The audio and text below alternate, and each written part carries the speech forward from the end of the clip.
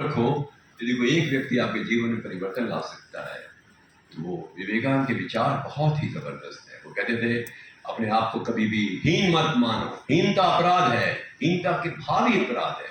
Weakness is death, कमजोरी निर्बलता जो है मृत्यु है, शक्ति ही जीवन है। अपनी मुट्ठी के प्रहार से तुम चट्टानों को तोड़ सकते हो और तुम चाहो तो सागर को पी सकते हो।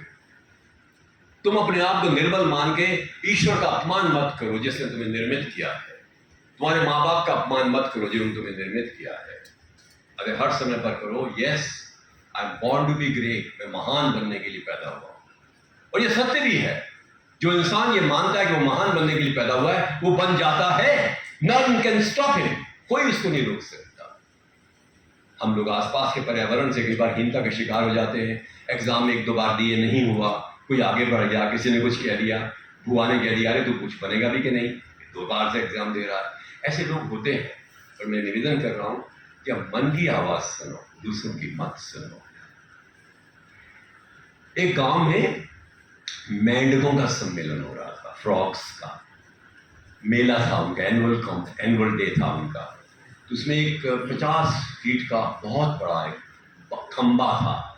मेंढकों का कंपटीशन हुआ कि कौन जल्दी चढ़ सकता है वहां 50 फीट तक।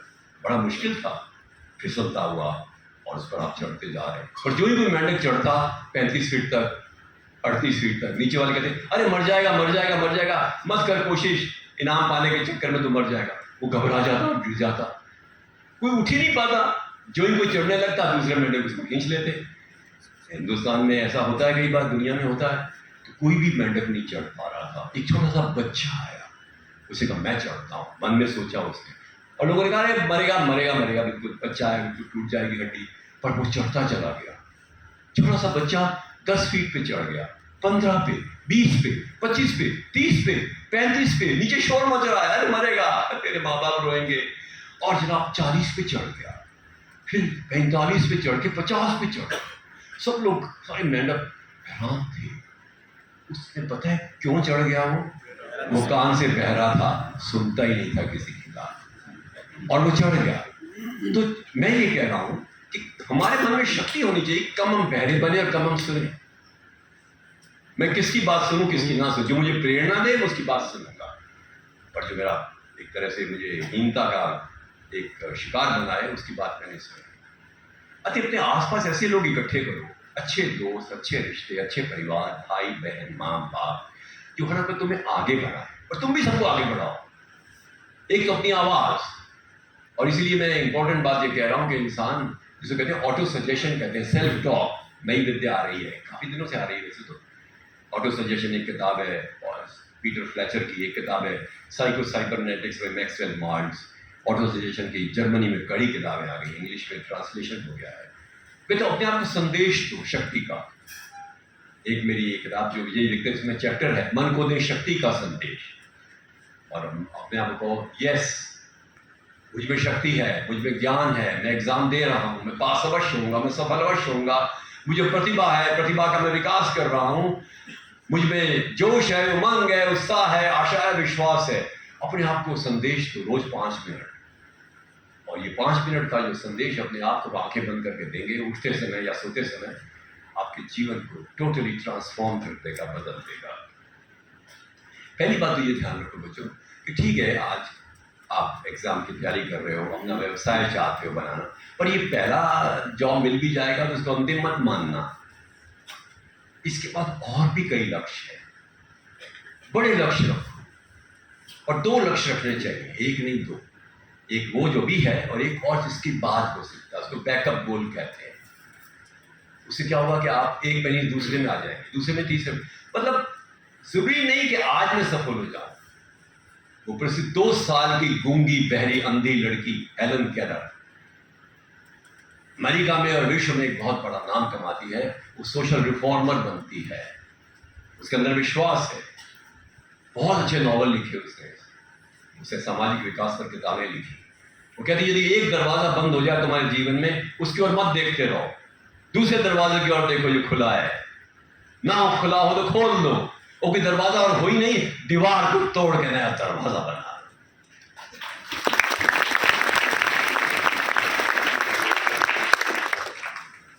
बच्चों, जीवन को संपूर्ण रूप से जीना चाहिए। जीवन इंद्रधनुष की तरह से है, उसके 7 रंग हैं। पहला रंग है शारीरिक, अर्थात स्वस्थ रहो। जितना स्वस्थ रहोगे ज्यादा मेहनत कर सकते। अगर मैं एक बात कहना चाहता हूं कि आपको क्या करना चाहिए स्वस्थ रहने, वॉकिंग करो, एक्सरसाइज करो, थोड़ा प्राणायाम करो और पानी पियो खूब, और 1 गिलास दूध भी पी लो या दही खा लो, परंतु एक बनाना जरूर खाओ। बनाना में कैल्शियम, पोटेशियम और बहुत एनर्जी आती है। और हो सके तो 1 एप्पल कभी कभी खा लो, चाहे रोज खाओ तो बहुत ही अच्छा है। मूंगफली खाओ, चना भी खाओ, थोड़ा सा, ज्यादा नहीं। आपको सारी शक्तियां मिल जाएंगी इन 4 चीजों में। पेट की गड़बड़ हो कभी तो पपीता भी खा लो। परंतु मैं एक चीज कह रहा हूं कि सब कुछ आसान है। खुली हवा में जियो, एक्सरसाइज करो, सबसे बड़ी चीज है मुस्कुराते रहो। मुस्कुराने से डोपामिन और एंडोर्फिन्स क्रिएट होते हैं और आपकी आंतरिक शक्तियां बहुत बढ़ती हैं। दुखी नहीं होना है अपने आप को। अरे मैं क्या करूं, अरे एग्जाम आ रहे हैं, मेरी तैयारी नहीं हुई, अब क्या होगा, इतने लोग देख रहे हैं, ना होगा तो क्या कहेगी वो मासी हुआ, क्या कहेंगे सब लोग, ऐसे परवाह ही नहीं करनी है। Always remain cheerful and happy, मुस्कुराते हुए। आप कहेंगे मुस्कुराए किस लिए? ये नहीं मैंने कुछ पा लिया है, मुस्कुराए इसलिए कि मैं जीवित हूँ, मुझ में सांस है, मेरे माँ बाप की मैं आशा हूँ, मैं समाज के उद्देश्य की आशा हूँ। भगवान ने इतना कुछ दिया है आपको। आप देखिए, आप सब लोगों ने कोई ना कोई अच्छे काम किए हैं। आपने कोई 1st डिवीज़न भी लाए हैं, आपने नाम भी लिए हैं और आप सफल भी होंगे। कम से कम नहीं तो 100 तरह के आजकल प्रोफेशन है, 100 तरह के प्रोफेशन है जिसमें कि आप जा सकते हैं। अगर अपने आप को ये रखो कि ये नहीं तो वो, डेफिनेटली आई विल सक्सीड, आज नहीं तो कल। और खुशी की बात यह है कि ऐसा कोई व्यक्ति जो प्रतिभाशाली है बेरोजगार नहीं रह सकता। उनको भी अच्छे लोग चाहिए सबको, और वो आपको निश्चित रूप से पसंद करेंगे। दूसरा ये कि मानसिक रूप से अपने आप को प्रखर करो। आप अच्छी किताबें पढ़ो, जैसे विजय व्यक्तित्व जो किताब है, इसको 1 चैप्टर रोज पढ़ लो। और भी जो जैसे भास्कर मंडे को आता है, कई अच्छे आर्टिकल्स आते हैं। अपने आप को हर समय स्फूर्तवान बनाओ, अपने आप को जोशीला बनाओ, अपने आप को हर समय पर तत्पर रखो महान काम करने के लिए, ऊंचे काम करने के लिए, उत्साह से जियो। और विवेकानंद जी नहीं, राम तीर्थ है, स्वेट मॉर्गन है, डेल कार्नेगी है, आनंद कुमार है, सत्यकाम विद्यालंकार है, ऐसे ऐसे महान लेखकों की किताबें पढ़ने से उनमें शक्ति आती है। तीसरा जो आयाम है जीवन का, इंद्रधनुष का, वो है भावनात्मक। भावनात्मक में खास बात है, खुश रहो, गुस्सा नहीं करो, चिंता नहीं करो, परेशान मत हो, चिड़चिड़े मत हो, प्रेम से बोलो, प्रेम से व्यवहार करो। चौथा है आध्यात्मिक। भगवान कहते हैं जिसका साथी है भगवान, उसको क्या रोकेगा आंधी और तूफान। God is your friend. जब मानोगे भगवान दोस्ती करना चाहता है, आप दोस्ती क्यों नहीं करते हो उससे? उसे मांगते ही मांगते क्यों? पता है एक बार क्या हुआ, अभी कल्पना तो जरूर है पर शायद कल्पना अच्छी है। एक बार मैं भगवान कृष्ण के मंदिर में खड़ा होकर के आराधना कर रहा था, आसपास कोई नहीं था। कृष्ण प्रकट हो गए। मैंने कहा ये क्या हुआ? बोले रमेश अरोड़ा, एक बात कहना चाहता हूं तुम्हें। कहा सर, शिरोधार्य बोलिए। कि तुम रोज मुझसे मिलने आते नहीं हो, वैसे कुछ मांगने आते हो। तुम मिलने भी आया करो, अपने लिए मांगते हो, घर वालों के लिए मांगते हो, कुछ और मांगते हो। मिलना, मैंने कहा आपसे मिलना, आपको जरूरत है मेरी? कहते हैं मुझे बहुत जरूरत है मेरे बच्चों की, मैं उनका संगत चाहता हूँ, मुझे और मीरा चाहिए, मुझे और राधा चाहिए, मुझे और चैतन्य महाप्रभु चाहिए, मुझे और संत ज्ञानेश्वर चाहिए, मुझे सामान्य व्यक्ति चाहिए, मुझे बालिका चाहिए, गृहिणी चाहिए, मुझे क्लर्क भी चाहिए, मजदूर भी चाहिए, सब मेरी तो बच्चे हैं। तुम मुझसे बात किया करो। मैंने सोचा ये कितनी अच्छी बात है कि भगवान स्वयं कभी मुझसे बात किया करो। अब मैं क्या करूं भगवान? कई बार समस्या जब बहुत ज्यादा हो जाती है, भगवान मुझे बताओ मैं क्या करूं? कहते हैं ना हम सुबह, रोज ही पूछ लो उससे क्या करूं। भगवान मेरी तैयारी ठीक नहीं हो रही है, आंखें बंद करो, जवाब देगा, चिंता मत करो, जो मुश्किल चैप्टर है उनको पहले कर डालो, लिखो, नोट्स बनाओ, पूछ लो किसी से, मिलके पढ़ाई कर लो, परेशान मत हो। समस्या का समाधान समस्या नहीं होता, समस्या का समाधान जो है वो तुम्हारे प्रयत्नों से होता है। और इसलिए ईश्वर कहता है प्रयत्न करो, प्रार्थना करो, प्रेम करो, परिश्रम करो, और इसलिए वो हमें राय देता है।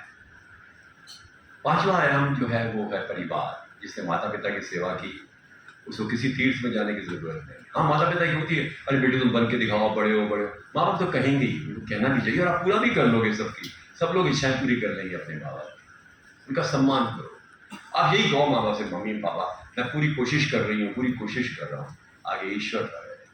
और क्या पता कि आप जो इसको जिस पोस्ट पे जा रहे हो उससे बहुत बड़ी पोस्ट आपके इंतजार कर रही है, प्रतीक्षा कर रही है।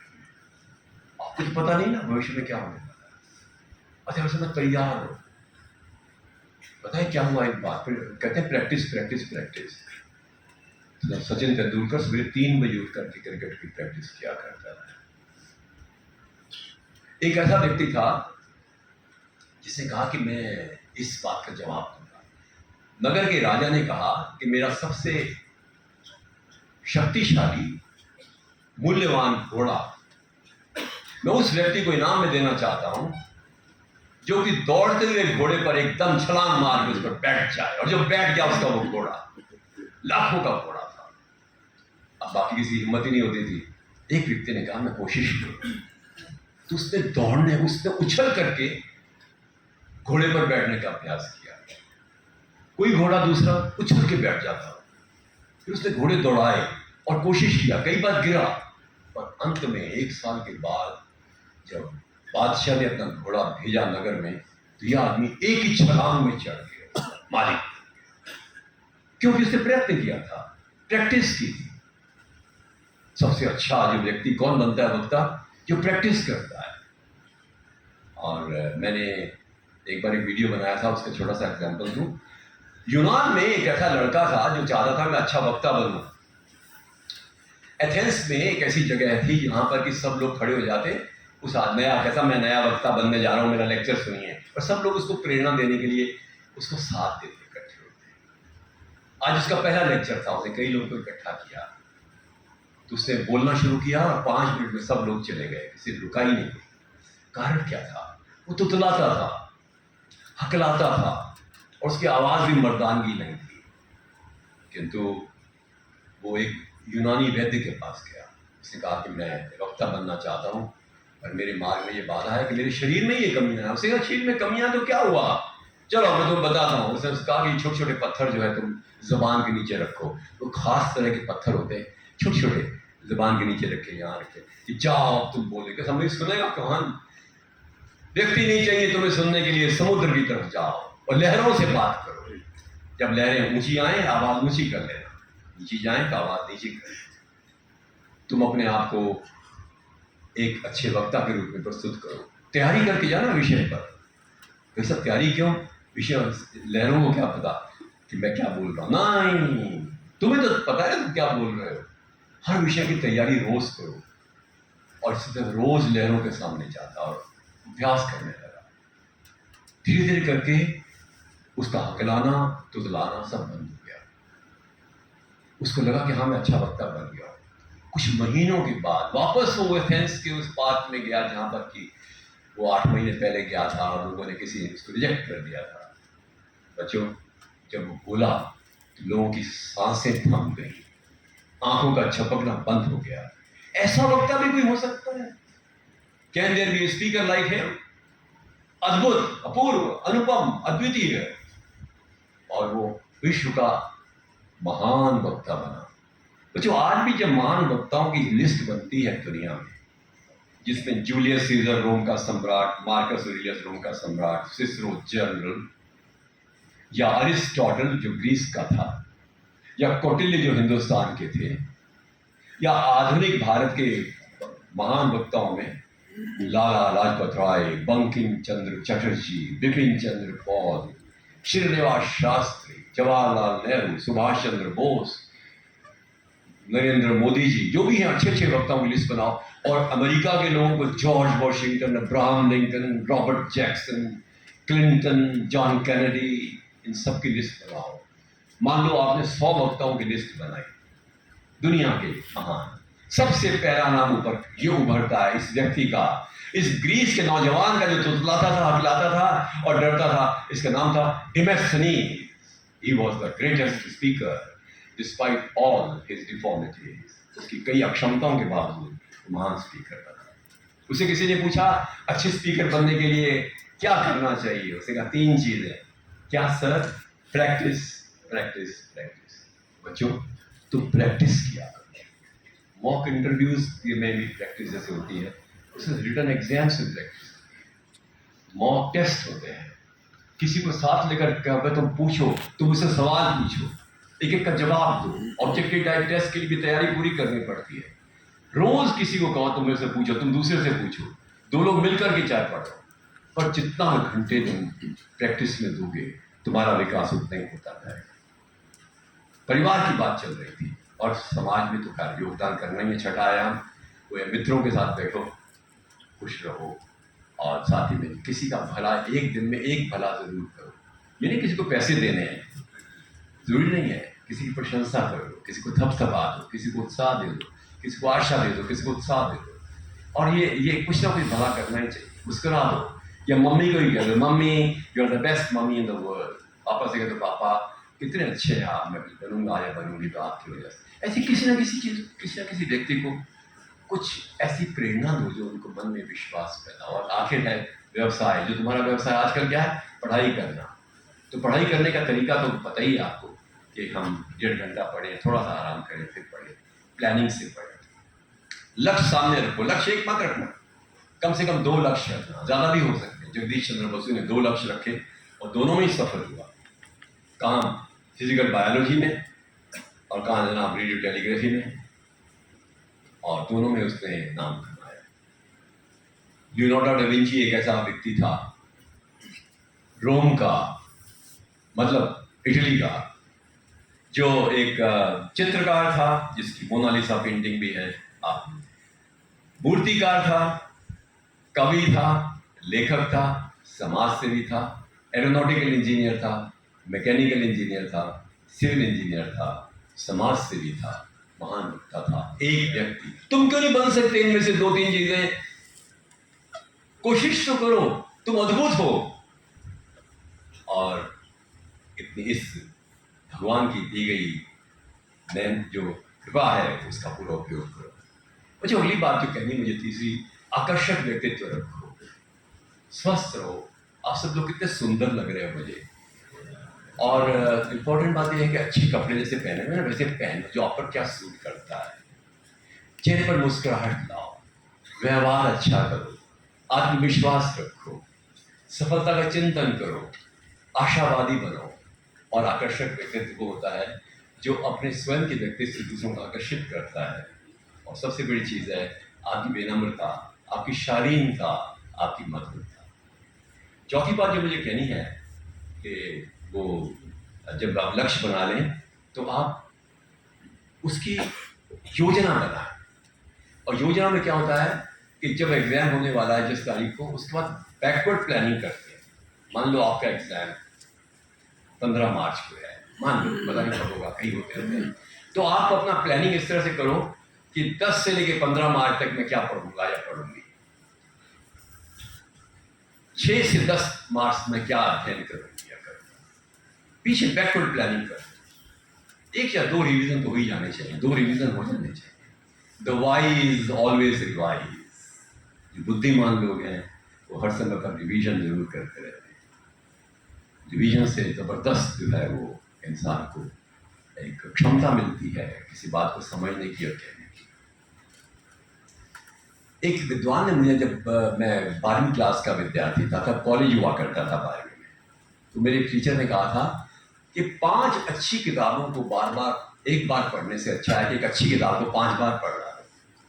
ये बात अच्छी लगी। फिर आप अलग अलग किताबें होती हैं, आपको देखना चाहिए।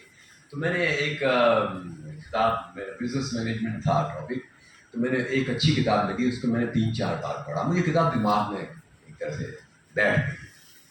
और उस वक्त, उस साल में मेरे यूनिवर्सिटी के हाईएस्ट मार्क्स उस सब्जेक्ट में तो आए ही, और मेरे सबसे अच्छे नंबर उस पेपर में आए। और मैंने कहा इसका रहस्य क्या है, because I was revising. Quickly मैंने सारे आंसर्स दे दिए। अच्छा, रिवाइज करना बहुत जरूरी है। रोज एक तो नई चीज पढ़नी चाहिए और एक रिवीजन भी करना चाहिए। और किसी ना किसी का तो सवाल पूछो, टेलीफोन से बात करना बहुत जरूरी है, दुनिया के मिलना ही चाहिए। तो योजनाबद्ध तरीके से आप करें। अगली बात ये कि आप उसकी डेडलाइन बनाइए, मुझे ये टॉपिक इस तारीख तक खत्म करना है, ये टॉपिक, ये सब्जेक्ट मुझे